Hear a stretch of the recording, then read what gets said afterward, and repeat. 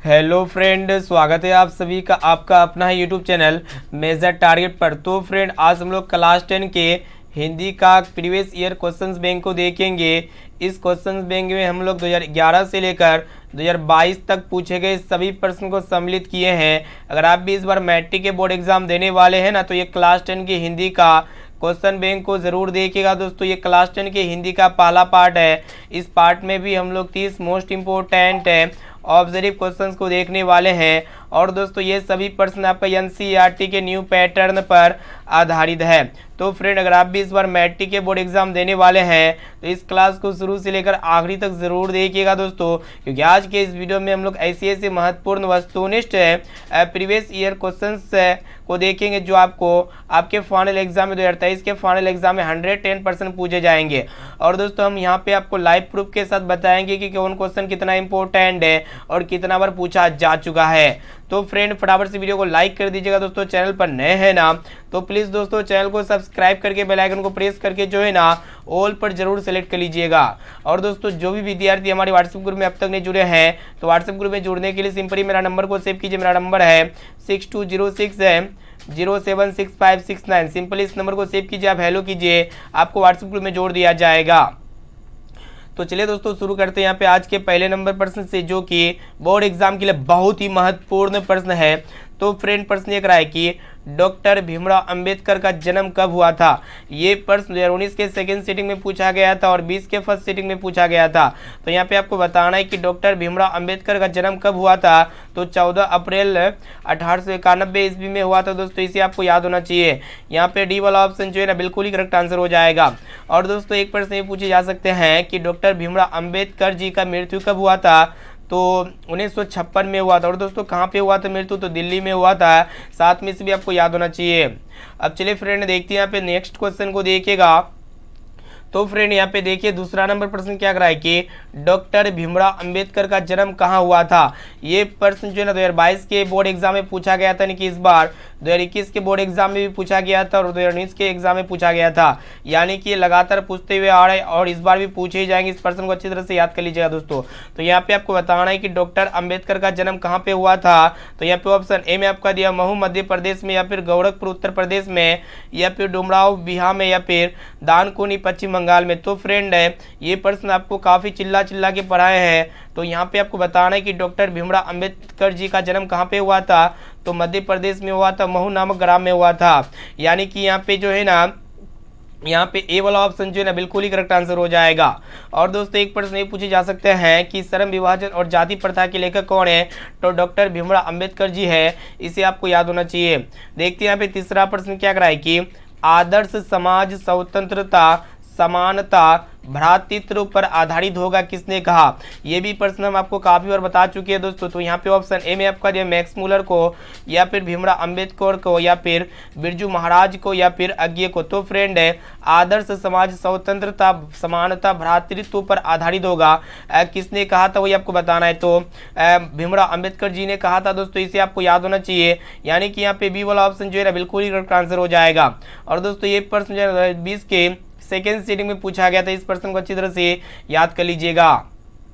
अब चलिए फ्रेंड, देखते हैं यहाँ पे नेक्स्ट क्वेश्चन को देखिएगा, जो कि बोर्ड एग्जाम के लिए बहुत ही महत्वपूर्ण प्रश्न। देखिएगा प्रश्न ये कराए कि अंबेडकर का जन्म किस परिवार में हुआ था। ये प्रश्न जो है 2019 के कंपार्टमेंटल में पूछा गया था। तो यहाँ पे आपको बताना है कि अंबेडकर जी का जन्म किस परिवार में हुआ था। तो यहाँ पे ऑप्शन ए में आपको ब्राह्मण परिवार में, या फिर क्षत्रिय परिवार में, या फिर दलित परिवार में, और ऑप्शन डी है कायस्थ परिवार में। तो फ्रेंड, ये अंबेडकर जी का जन्म कहाँ पे हुआ था, दलित परिवार में हुआ था। यानी कि यहाँ पे सी वाला ऑप्शन जो है ना बिल्कुल ही करेक्ट आंसर हो जाएगा।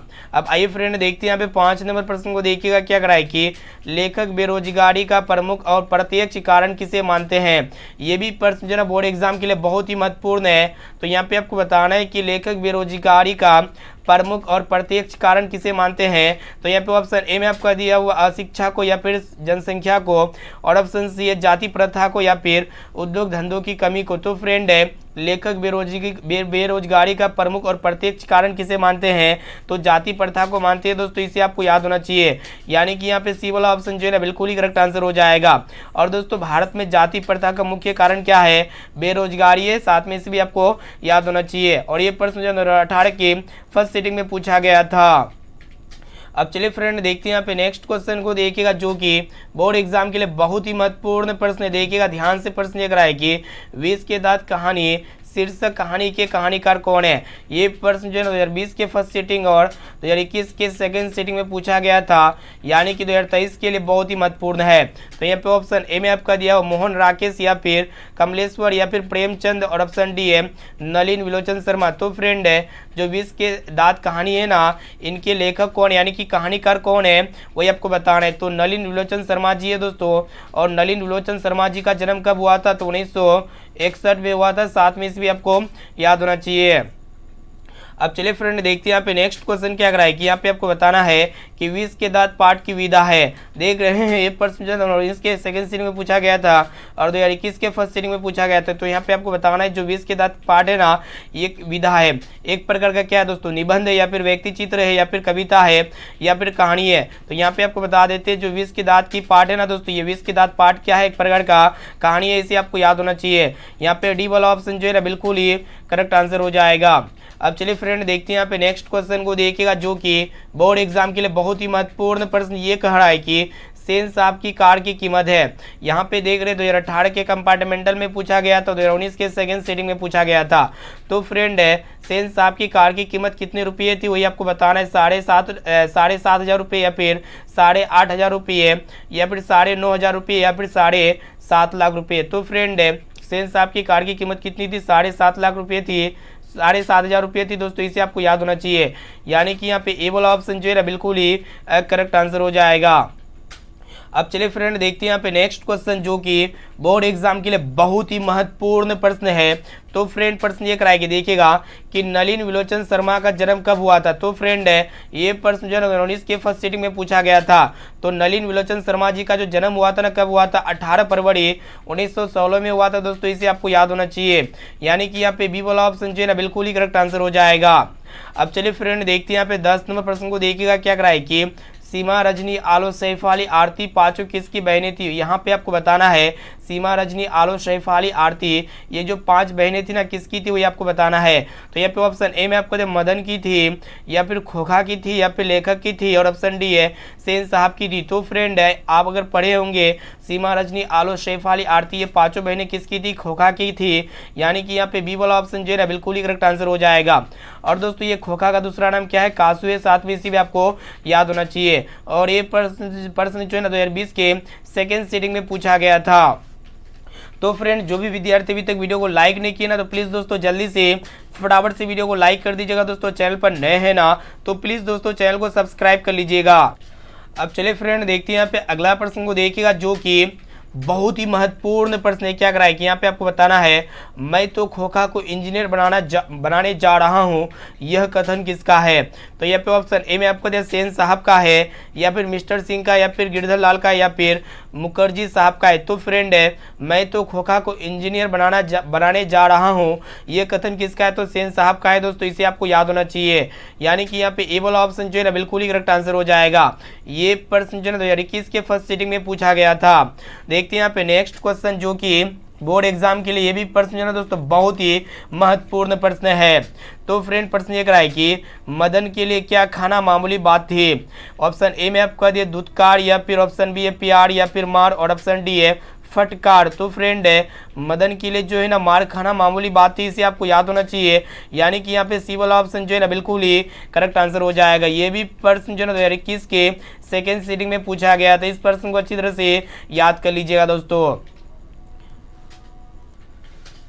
तो फ्रेंड यहाँ पे देखिएगा 13 नंबर प्रश्न क्या कराए कि यहाँ पे आपको बताना है कि मेघदूत नामक पुस्तक का अनुवाद मैक्स मुलर ने किस भाषा में किया था। मेघदूत नामक जो पुस्तक थे ना, इसका ट्रांसलेट मैक्स मुलर ने किस भाषा में किया था। तो यहाँ पे ऑप्शन ए में आपको ग्रीक भाषा में या फिर लैटिन भाषा में, और ऑप्शन सी हिंदी भाषा में या फिर जर्मनी भाषा में। तो फ्रेंड मेघदूत नामक पुस्तक का अनुवाद मैक्स मुलर ने जर्मन भाषा में किया था दोस्तों, इसे आपको याद होना चाहिए। यानी कि यहाँ पे डी वाला ऑप्शन जो है ना बिल्कुल ही करेक्ट आंसर हो जाएगा। अब चलिए फ्रेंड देखते हैं यहाँ पे 14 नंबर प्रश्न को देखिएगा, जो कि बोर्ड एग्जाम के लिए अत्यंत ही महत्वपूर्ण है। क्या कराए कि मैक्स मुलर का वेदांतियों का वेदांती किसने कहा। ये भी प्रश्न जो है आपको काफी बार पढ़ा चुके हैं। ये प्रश्न जो है 2020 के फर्स्ट सीटिंग में पूछा गया था। तो यहाँ पे आपको बताना है कि मैक्स मुलर का वेदांतियों का वेदांती किसने कहा है? तो यहाँ पे ऑप्शन ए में आपका गांधी जी ने, या फिर स्वामी विवेकानंद ने, या फिर अंबेडकर ने, और ऑप्शन डी है गुणाकर मूले ने। तो फ्रेंड मैक्स मुलर का वेदांतियों का वेदांती किसने कहा है? तो स्वामी विवेकानंद जी ने कहा। इसे आपको याद होना चाहिए दोस्तों, यानी कि यहाँ पे बी वाला ऑप्शन जो है ना बिल्कुल ही करेक्ट आंसर हो जाएगा। अब चलिए फ्रेंड देखते हैं यहाँ पे 15 नंबर प्रश्न को देखिएगा। यहाँ पे आपको बताना है कि निर्वंश विद्या का संबंध किससे है? तो यहाँ पे ऑप्शन ए में आपका दिया हुआ है वनस्पति विज्ञान से, या फिर प्राणी विज्ञान से, या फिर मानव विज्ञान से, और ऑप्शन डी है अंतरिक्ष विज्ञान से। तो फ्रेंड निर्वंश विद्या है ना, इसका संबंध किससे? तो मानव विज्ञान से। इसे आपको याद होना चाहिए, यानी कि यहाँ पे सी वाला ऑप्शन जो है ना बिल्कुल ही करेक्ट आंसर हो जाएगा। ये भी प्रश्न जो है ना 2021 के फर्स्ट सीटिंग में पूछा गया था। देखते हैं यहाँ पे 16 नंबर प्रश्न जो कि बोर्ड एग्जाम के लिए मोस्ट इंपोर्टेंट है।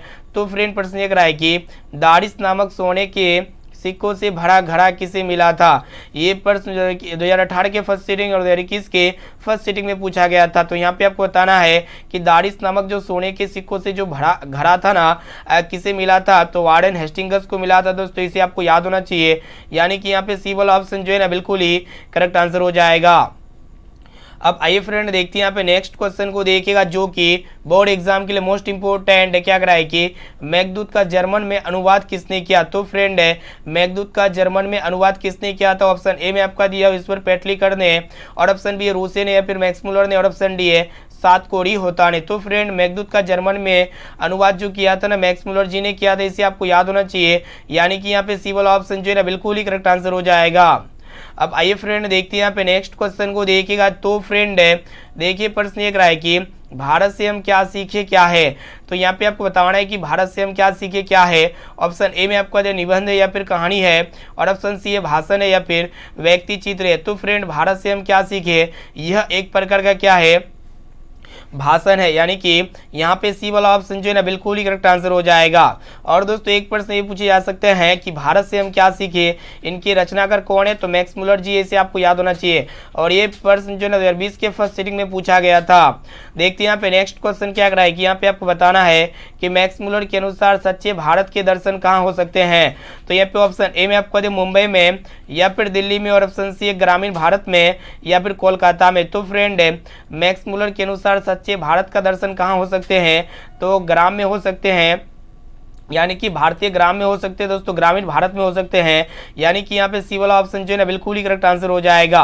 और दोस्तों एक प्रश्न ये पूछे जा सकते हैं कि भारत माता ग्राम वासिनी कहाँ निवास करती है? तो गांव में निवास करती है। और ये भी प्रश्न जो 2020 के फर्स्ट सीटिंग में पूछा गया था। अब चलिए फ्रेंड देखते हैं यहाँ पे नेक्स्ट क्वेश्चन को देखिएगा। तो फ्रेंड आज की इस वीडियो में हम लोग क्लास 10 के हिंदी के काफ़ी महत्वपूर्ण प्रीवियस ईयर क्वेश्चंस बैंक को देख रहे हैं। इस क्वेश्चंस बैंक में हम लोग पिछले साल पूछे गए सभी प्रश्नों को सम्मिलित किए हैं। अगर आप ये क्लास को शुरू से लेकर आखिरी तक देख लेते ना, तो मैं गारंटी देता हूँ कि आपके एग्जाम में इस वीडियो से जो है ना काफ़ी सारे प्रश्न हूबहू देखने को मिलेगा। ठीक है, ये आपका हिंदी का प्रथम पार्ट है। इसी तरह जो है ना काफ़ी सारे वीडियो आएंगे, हम पूरे क्वेश्चंस बैंक को सभी सब्जेक्ट का यहाँ पे ख़त्म करने वाले हैं। इसलिए क्लास को शुरू से लेकर आखिरी तक जरूर कीजिएगा दोस्तों, क्योंकि क्वेश्चन बैंक से आपके एग्जाम में 80% जो प्रश्न पूछे जाते हैं ना क्वेश्चन बैंक से ही पूछे जाते हैं। देखते हैं यहाँ पे 20 नंबर प्रश्न क्या कराए कि हजारी प्रसाद द्विवेदी द्वारा रचना पाठ है। यहाँ पे आपको बताना है कि हजारी प्रसाद द्विवेदी द्वारा रचित पाठ कौन है?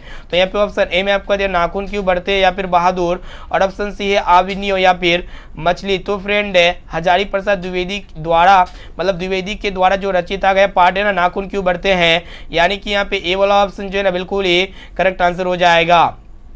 देखते हैं यहाँ पे 21 नंबर प्रश्न क्या कराए कि ललित निबंध है। तो यहाँ पे ऑप्शन ए में आपको दे मछली, या फिर नाखून क्यों बढ़ते हैं, या फिर बहादुर, और ऑप्शन डी है नौबत खाने में इबादत। तो फ्रेंड है ललित मतलब निबंध है, ये ललित निबंध एक प्रकार का क्या है नाखून क्यों बढ़ते हैं, इसे आपको याद होना चाहिए। यानी कि यहाँ पे बी वाला ऑप्शन जो है ना बिल्कुल ही करेक्ट आंसर हो जाएगा। ये भी प्रश्न जो है ना 2019 के फर्स्ट सीटिंग में पूछा गया था।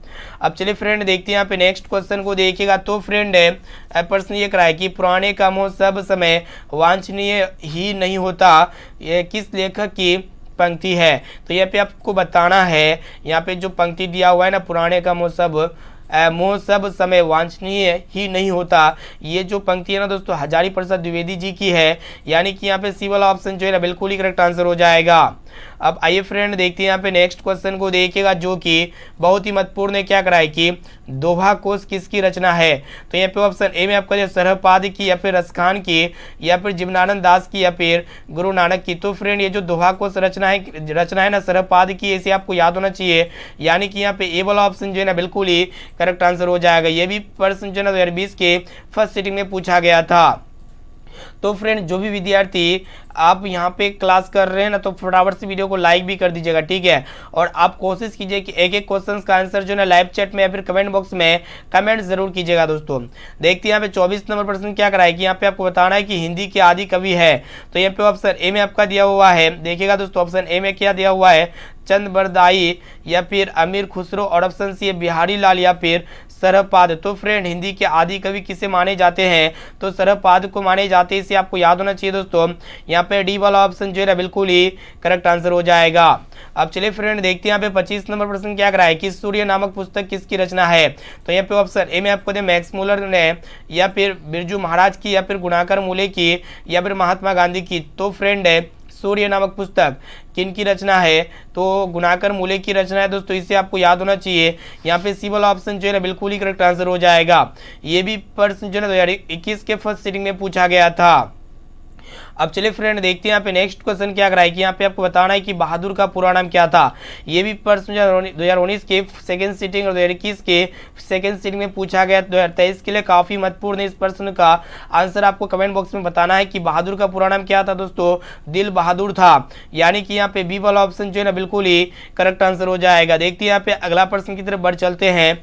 तो फ्रेंड यहाँ पे 27 नंबर प्रश्न क्या कराए कि निर्मला कौन थी? तो यहाँ पे ऑप्शन ए में आपका दिया कहानीकार की नुकरानी, या फिर कहानीकार की बहन, और ऑप्शन सी है कहानीकार की पत्नी, या फिर कहानीकार की मौसी। तो फ्रेंड ये निर्मला कौन थी? तो कहानीकार की पत्नी थी, इसे आपको याद होना चाहिए, यानी कि यहाँ पे सी वाला ऑप्शन जो है ना बिल्कुल ही करेक्ट आंसर हो जाएगा। ये प्रश्न जो है ना 2021 के फर्स्ट सिटिंग में पूछा गया था, अच्छी तरह से याद कर लीजिएगा दोस्तों। अब चलिए फ्रेंड देखते हैं यहाँ पे नेक्स्ट क्वेश्चन क्या कराए कि बहादुर कहाँ से भागकर आया था? तो यहाँ पे ऑप्शन ए में आपको दे पुणे से, या फिर इंदौर से, और ऑप्शन सी पटना से, या फिर नेपाल से। तो फ्रेंड ये बहादुर कहाँ से भागकर आया था? तो नेपाल से भाग के आया था, इसे आपको याद होना चाहिए। यहाँ पे डी वाला ऑप्शन जो है ना बिल्कुल ही करेक्ट आंसर हो जाएगा। यहाँ पे हम जो है एक एक क्वेश्चन आपको लाइव प्रूफ के साथ बता रहे हैं। देखते हैं यहाँ पे नेक्स्ट क्वेश्चन क्या कराए कि बहादुर का पूरा नाम क्या है? दिल बहादुर कहाँ के रहने वाले थे? देख रहे ये प्रश्न 2019 के सेकंड सिटिंग और कंपार्टमेंटल में भी पूछा गया 2019 के। तो फ्रेंड है ये जो बहादुर यानी कि दिल बहादुर कहाँ के रहने वाले थे? तो नेपाल के रहने वाले थे दोस्तों, इसे आपको याद होना चाहिए। यहाँ पे सी वाला ऑप्शन जो है ना बिल्कुल ही करेक्ट आंसर हो जाएगा। चलिए फ्रेंड देखते हैं यहाँ पे आज का लास्ट और अंतिम नंबर प्रश्न, जो कि आपके एग्जाम के लिए काफी महत्वपूर्ण है। तो फ्रेंड प्रश्न ये कराए कि लेखक के रिश्तेदार ने बहादुर पर क्या आरोप लगाए? ये प्रश्न जो है ना 2019 के फर्स्ट सिटिंग में पूछा गया था।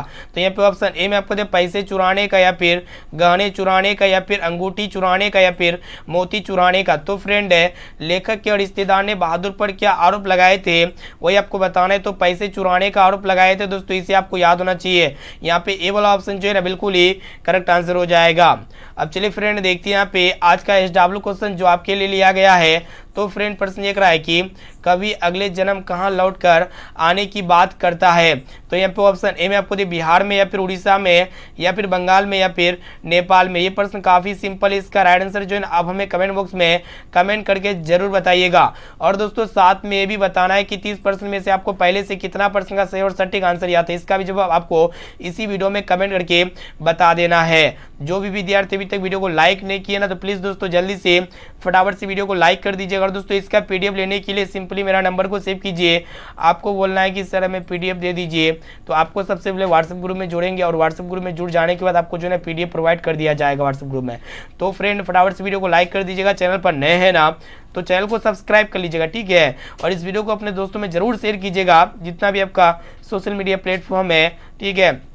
दोस्त यार भाई बहन को इस वीडियो को जरूर शेयर कीजिएगा। तो फ्रेंड फिर मिलते हैं यहाँ पे नेक्स्ट क्लास में। आज के लिए इतना है, थैंक यू।